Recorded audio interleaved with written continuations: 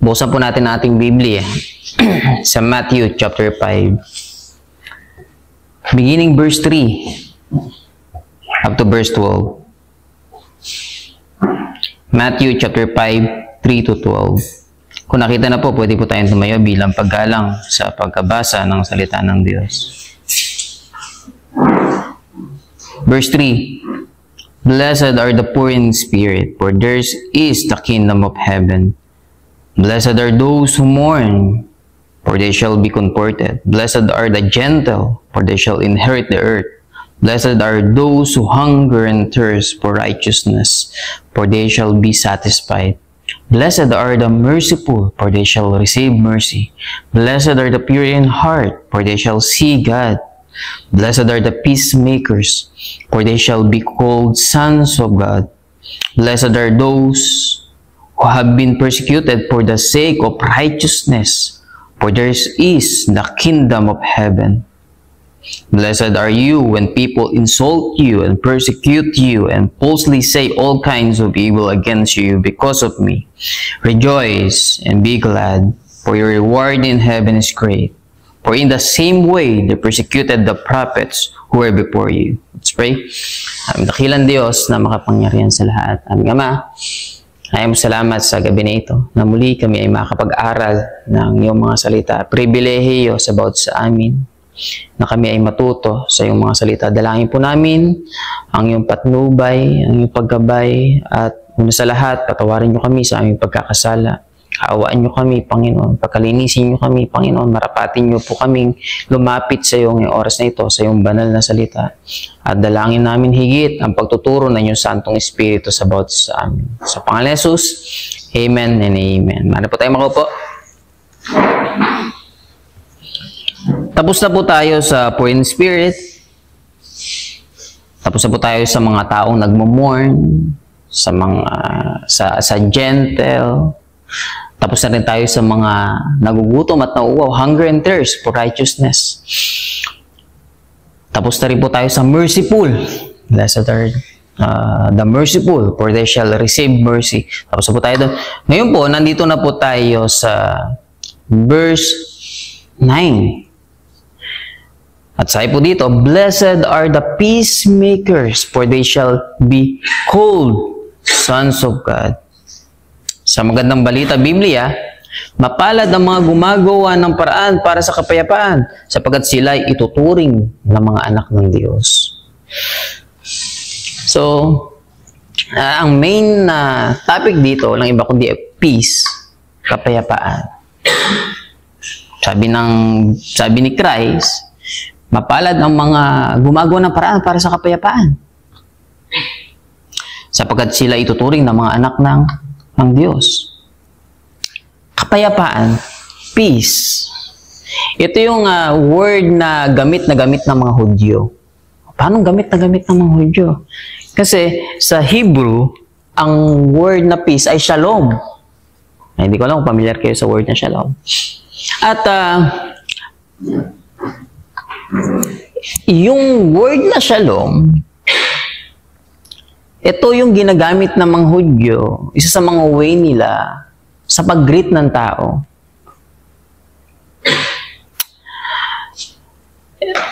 Ginagamit nila ito parang sa atin, di ba tayo, mahilig tayo magsabi ng hello, hi. Ang mga Hudyo, hindi sila nagsasabi ng hello, hindi ganoon ang mga Hudyo. Hindi po pa yan eh. Sa kanila, sa mga Hudyo, kapag babatiin ka ng mga Hudyo, ang babanggitin nila sa iyo, di ba, kay Pastor Torres, Shalom, Pastor Torres, ganoon sila.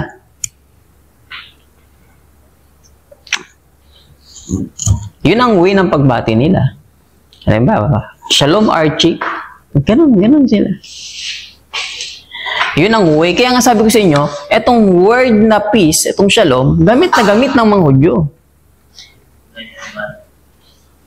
Madalas talagang nilang binabanggit.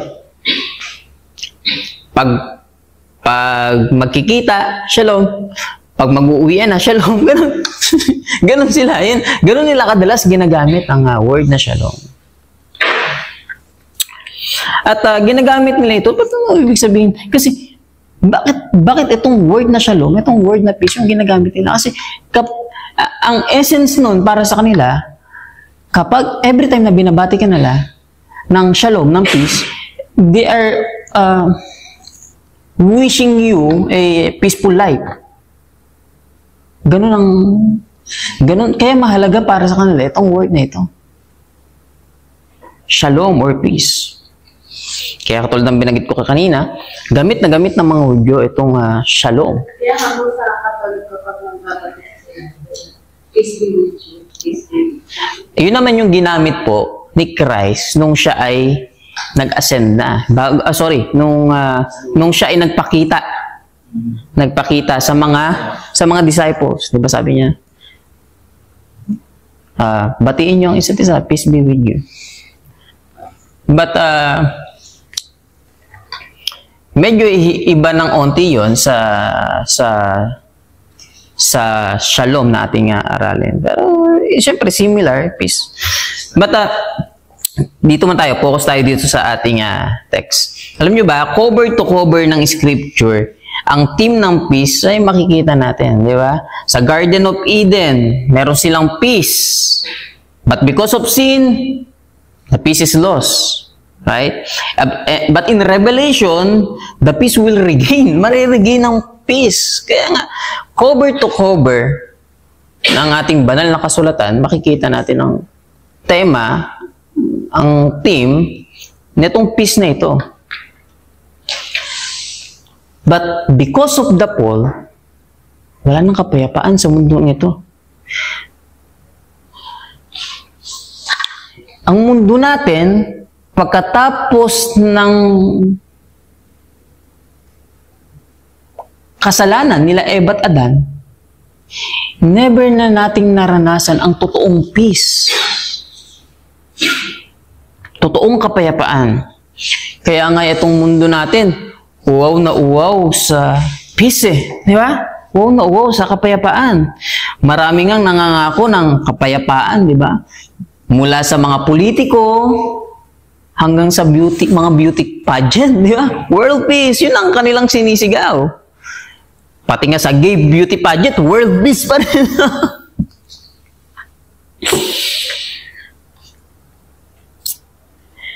Kasi mula nang ang tao ay napalaya sa Garden of Eden, never na nating naranasan ang totoong peace sa ating mundo.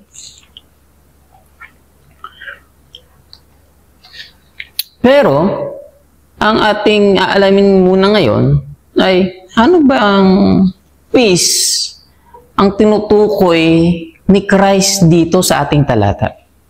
Ano ba yung biblical peace na ating matututunan na sinasabi dito ni Christ na para tayo ay maging peacemaker, itong kapayapaan na ito ay ating ibabahagi.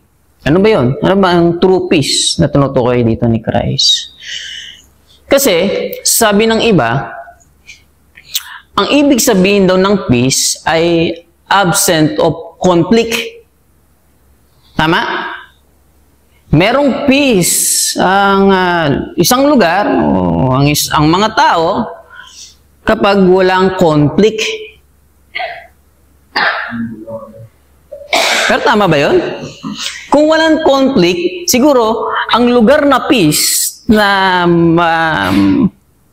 pinaka-example na peaceful na lugar na walang conflict, sementeryo. Kasi walang nag-aaway doon. Walang conflict doon. Lahat sila payapa doon. Pero yun ba yun? Yun ba ang sinasabi ni Christ na peace? Di mamatay na lang pala tayo lahat. Ganoon ba? Di para maging peacemaker ka, patay mo lahat ng tao. Ganun ba yun? Kasi pagkakaroon sila ng peace. Yun ba? Para mawala yung conflict. Kaya hindi po pwedeng sabihin natin, ang ibig sabihin ng biblical peace ay absent of conflict. Tama? Hindi natin po pwedeng sabihin. Pag may conflict, walang kapayapaan. Tama po, pero hindi iyon ang tinutukoy ng Biblia. Kasi Kung without conflict, ang ibig sabihin ng peace, ang pinaka-peaceful na lugar, sementeryo. Tama? At para ma-share mo ang peace, patahin mo lahat. Ganun ba? Para maging payapa, wala nang away. Yung ba yung sinasabi ni Christ? Hindi, di ba? Pero alam niyo ba, ang totoong kapayapaan na tinuturo dito ni Christ, samahan niyo ako, buksan lang natin yung Biblia. Sa James chapter 3, verse 18. James chapter 3, verse 18. And the seed whose fruit is righteousness is sown in peace by those who make peace. Ulitin ko po And the seed whose fruit is righteousness is sown in peace by those who make peace. Ano ibig sabihin nun? Mga kapatid, makikita natin dito na ang biblical peace ay hindi mo po pwedeng i-separate saan? Sa righteousness. Kaya nga ang biblical peace, hindi ito absent ng conflict, hindi yon. Ang biblical peace na sinasabi ng Biblia, ito yung present ng righteousness.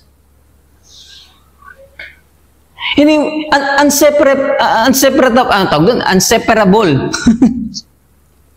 Hindi mo po pwedeng paghiwalayin ang peace, sa biblical peace, sa righteousness. At yun ang totoong peace. Di ba? Pero ito, bigyan ko lang kayo ng problema ng onte. Alam ko marami na kayong problema. Dagdagan natin ng isa. Buksan natin sa Matthew chapter 10 verse 34. Matthew chapter 10 verse 34. Sundan po ninyo ako. Si Kristo po ang nagsabi nito. Mateo Kabanata 10, talata 34. Sabi dito ni Christ, huwag ninyong isiping naparito ako upang magdala ng kapayapaan sa lupa. Naparito ako upang magdala ng tabak, hindi kapayapaan. Sa chapter 5, sabi ni Christ, blessed are those who are peacemaker. Pero pagdating sa chapter 7, ang sabi ni Christ, huwag ninyong isiping na parito ako upang magdala ng kapayapaan sa lupa. Naparito ako upang magdala ng tabak, hindi kapayapaan. So, paano to? Diba? No? Contradict ba to sa ating inaaral ngayon?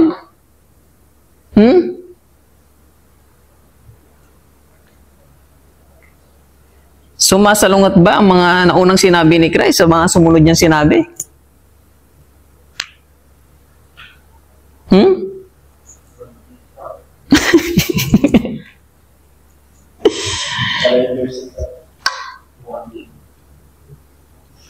Paano yun?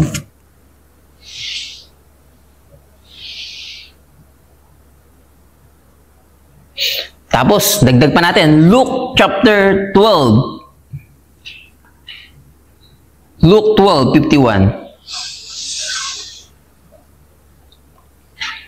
Sabi dito ni Christ, Lucas chapter 12, verse 51. Akala ba ninyo'y naparito ako upang magdala ng kapayapaan sa lupa?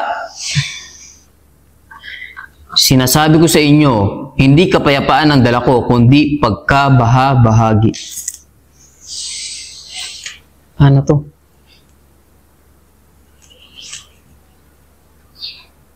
No?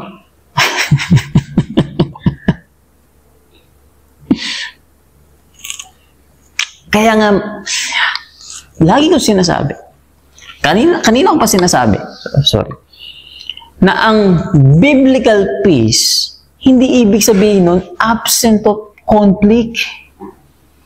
Tama?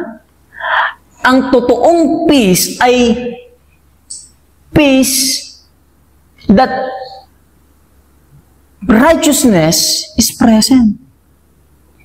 Right? Kasi mga kapatid, kung ang tinutukoy mo na peace ay absent of conflict, every time, bilang isang Kristiyano, every time na ikaw ay mag-share ng Word of God,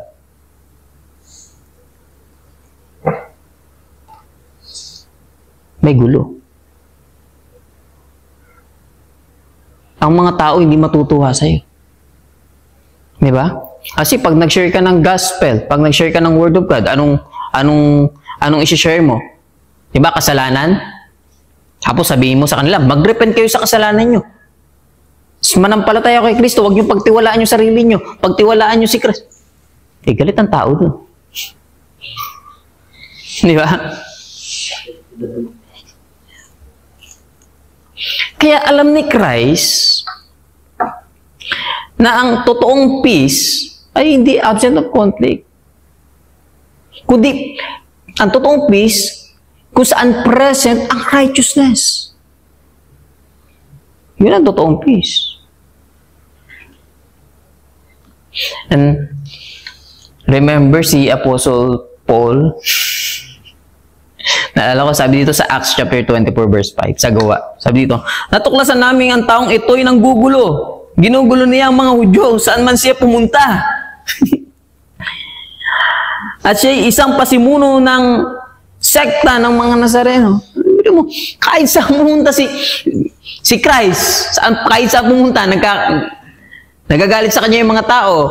Maging si Pablo, kung saan man siya pumunta, nagkakagulo ang mga tao, nagkakaroon pa ng riot eh.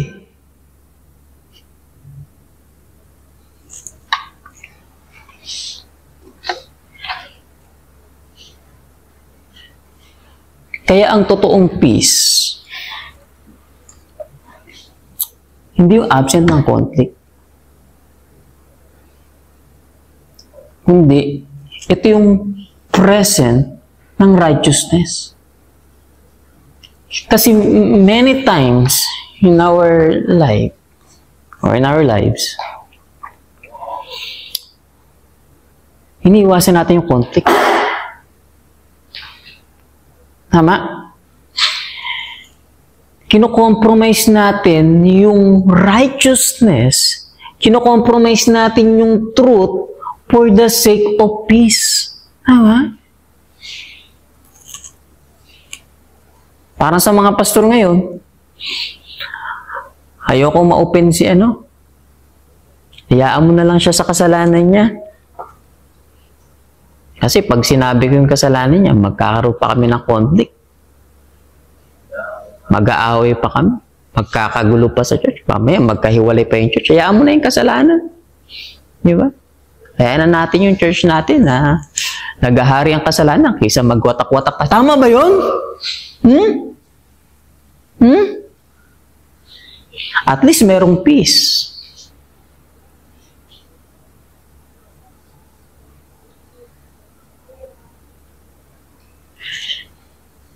Maging sa theology. Liban lang kapag mga minor,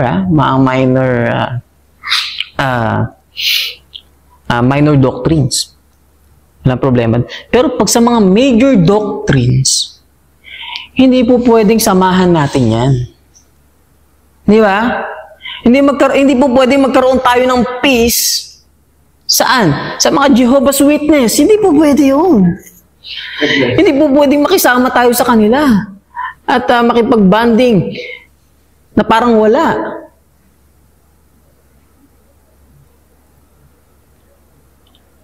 Okay, sama tayo sa fellowship ng mga Katoliko. Naalala ko nga sa trabaho, may pumunta doon sa trabaho namin. Break time, half day ako sa Saturday. Tapos, sabi ko, meron daw silang isi-share. Babae, 3 sila eh. 4. Hindi ko lang gumalan. 3 sila o 4. Tapos, tinanong ko sila, kasi nag-share sila eh. Alam nyo ba, meron pang dalang maliit na projector. May maliit silang projector. Tapos meron pa silang tarpaulin. May maliit na tarpaulin sila. Tapos nagle-lecture sila ng Word of God daw. And then, tinanong ko sila. Sabi ko, ano pong ano nyo? Sekta po ninyo? Sabi, wala kaming sekta. Walang gano'n, hindi namin nagtuturo ng sekta. Wala gano'n sa akin. Sekta? O, sabi ko, ano pong ano nyo? Ang denomination ninyo? Ano pong samahan ninyo? Ay, hindi. Wala, hindi kami nagtuturo ng samahan. Hindi kami nagtuturo ng religion. Sabi ko, ano pong tinuturo nyo? Word of God. Ano? Sabi niya, ano kami dito? Iba-iba po kami dito, pero magkakasama kami. Sabi niya, meron kami kasama dito Methodist, meron kami kasamang Katoliko. Ako, Katolik ako, gumagano ba si ate? Meron kami kasamang Baptist,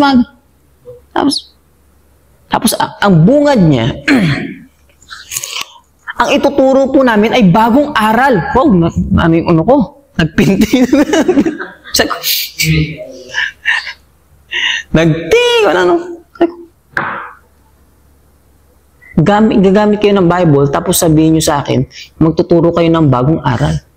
Ano sabi ko sa kanila? Alam nyo po ba, 2,000 taon na ang Christianity.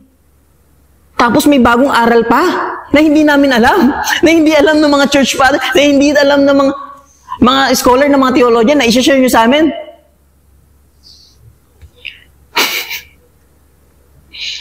Sabi ko, panigurado, pag bagong aral yan, mali yan. Kulto yan. Ginanong ko sila.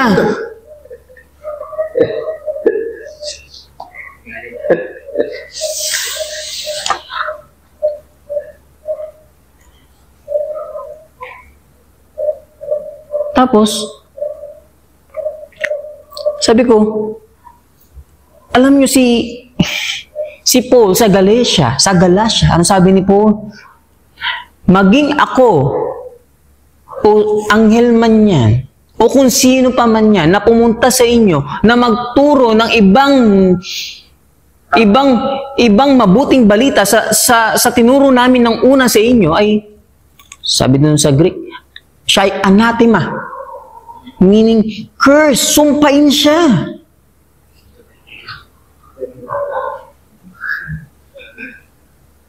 Tapos kumambi siya, sabi, hindi naman talaga ito bagong aral. Sabi ko, nagsisinungaling ka. Ginanong ko siya. Siyempre, medyo maedad yun, babae. Ang nangyayari, naririnig kami ng mga katrabaho na, parang ako ang dating na masama.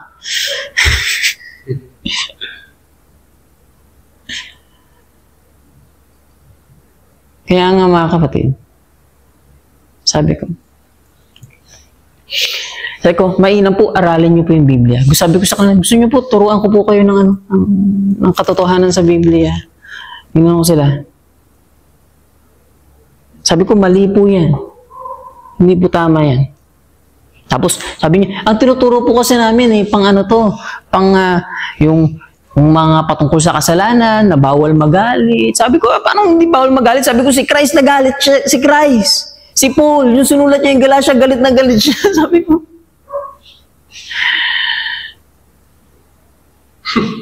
Puro yun daw. Extreme. Kaya nga, for the sake of peace, para walang conflict lang daw, huwag na natin sabihin yung mga katulad, liban sa mga minor doctrines, walang problema. Pwede tayong mag-unite pag minor doctrines. Pero pag mga major doctrine, katulad ng Trinity, ng nature ni Christ, especially ng gospel, hindi po pwedeng makipag-unite tayo sa iba. Hindi po pwedeng makisama tayo sa kanila at sasabihin natin, pare-pares lang na may aral, pare-pares na puta sa kanila. Hindi! Kapag iba yung aral, impyerno yun. Diba? Ba't nga, pas na-encounter na mga like Andy Stanley, nire-reject nila ang Old Testament kasi ang punto nila sa Old Testament, ang Diyos sa Old Testament ay hindi loving God.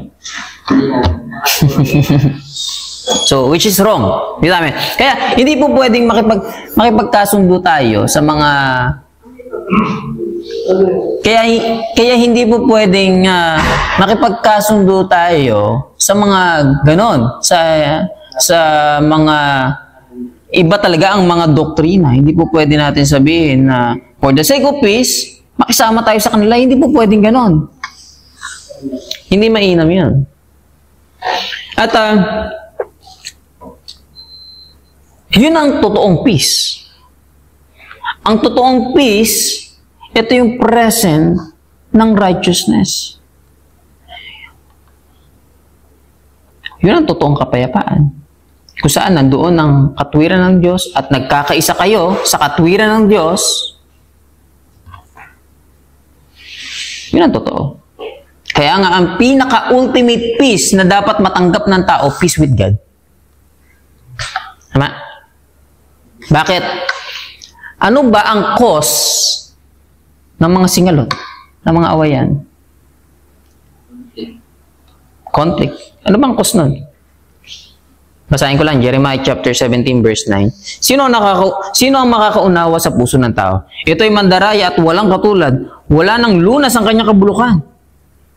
Ang cause ng conflict, walang iba kundi ang tao. Kasalanan. Kasi ang tao makasalanan. At sabi sa Santiago chapter 4 verse 1, saan nanggagaling ang inyong mga alitan at pag-aaway? Saan galing yun? Yung awayan, yung gulo. Hindi ba't nagmumula iyan sa masasamang nasa na naglalaban-laban sa inyong kalooban? Kasalanan. Ang cause ng war, walang iba kundi ang sin.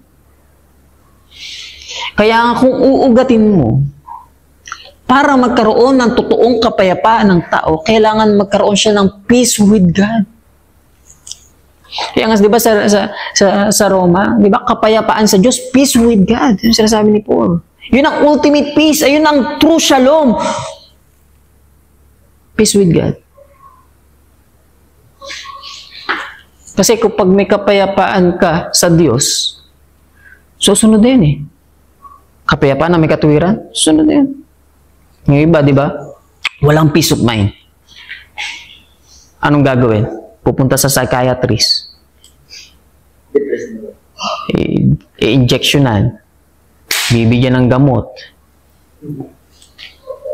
Pero pagkalipas ng ilang buwan, ganun pa rin, nadidepress pa rin. Hanggang sa naging, ano niya na lang yun, naging maintenance siya na yung gamot.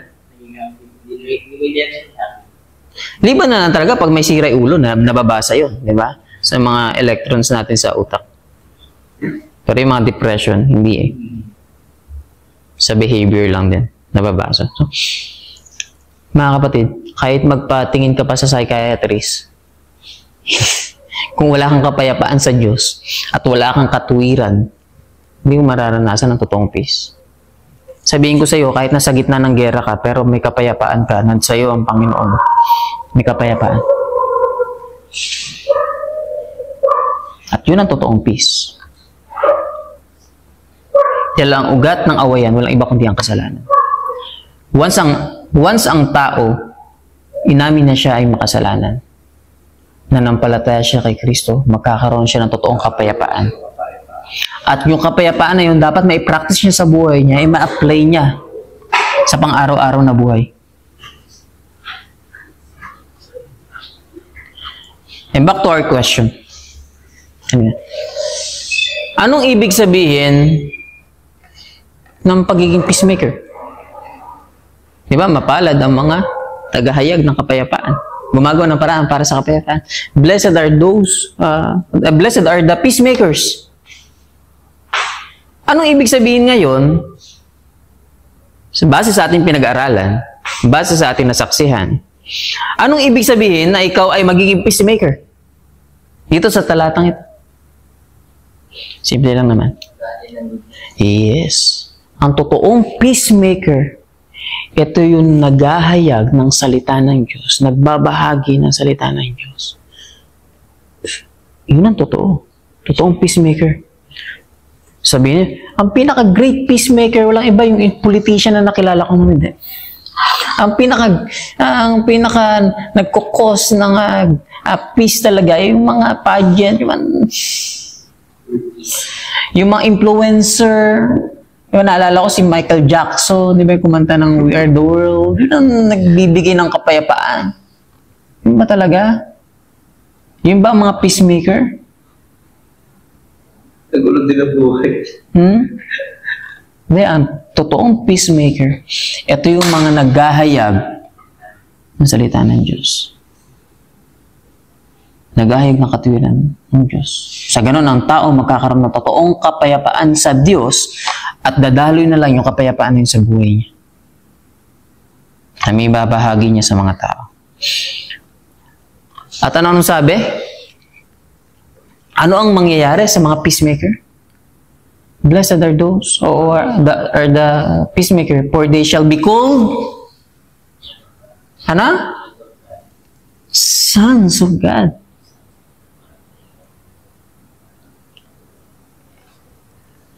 Tatawaging anak ng Diyos. Iksiyan ko na lang, hindi ka na masyadong nakabaan. Patungkol dito sa sons of God.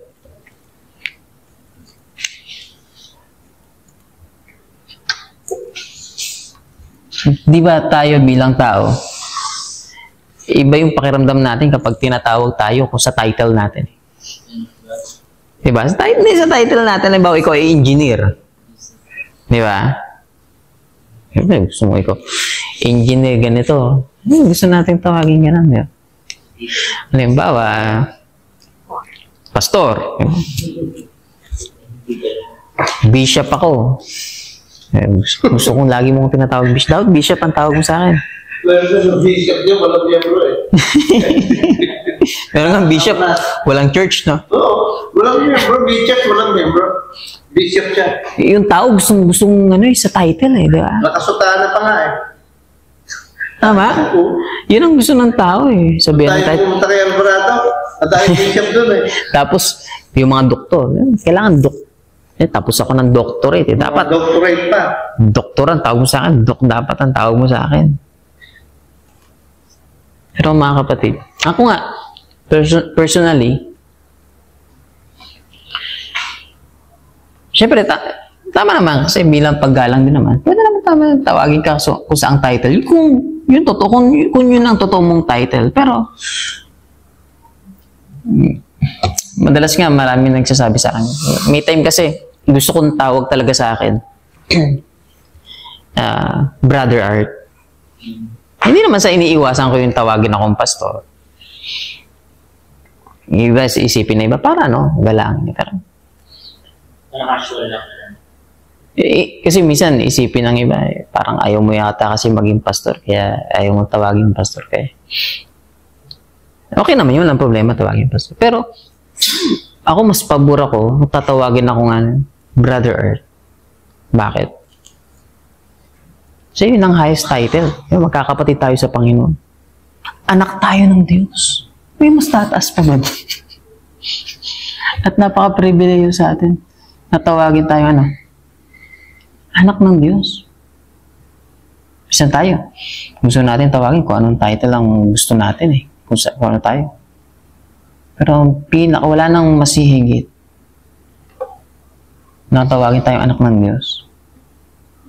Diba? Kasi once na anak ka ng Diyos, sabi ng Biblia, diba sabi ni David, ang mananampalataya, ang mga may takot sa Diyos, ano tawag sa kanya? Apple of the eye ng Diyos. Ibig sabihin ng apple of the eye. Simple lang naman. Ang parte ng katawan ng tao na pinaka-iniingatan mo, walang iba kundi ang mata. Isa sa pinaka-sensitive na parte ng katawan, especially sa ulo, ang ating mga mata. Kung saan iniingatan natin siya. Yun ang anak ng Diyos. Iniingatan ng Diyos. Pinoprotektahan ng Diyos. Kaya wala nang mas highest na title. Kaya nga maganda, tayo yung kapatid ng ating turingan. Bakit kapatid? Sa Panginoon kasi mga anak tayo ng Diyos. At yun ang mga mga peacemakers. Tatawagin sila na ano? Anak ng Diyos. Tayo pong lahat ay may tayo pa manalangin. Aming dakilang Diyos na makapangyarihan sa lahat. Panginoon, maraming salamat sa katotohanan na ibinahagi mo sa amin. Alam namin na ang mundong ito ay walang kapayapaan.